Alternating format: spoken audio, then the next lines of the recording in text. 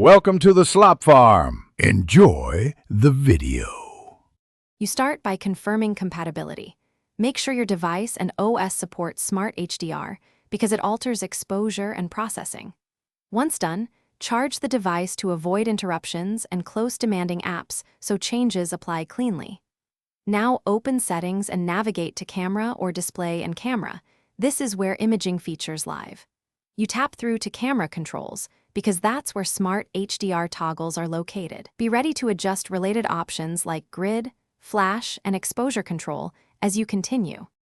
You now find the Smart HDR or High Dynamic Range setting within Camera Options, and you decide whether to set it to Auto or On. Choose Auto if you want the system to select HDR when needed. Choose On if you prefer consistent HDR processing for every shot. Once enabled, make sure to adjust exposure compensation and tone mapping so highlights and shadows balance correctly. If your device offers RAW capture, consider enabling it for post-processing flexibility. Otherwise, keep JPEG/HEIF for you finish by testing.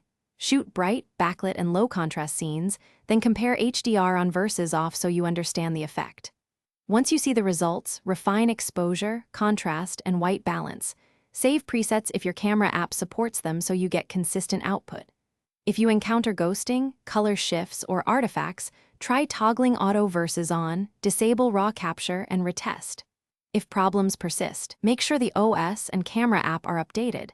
This fixes many processing bugs and stability issues. Thanks for watching.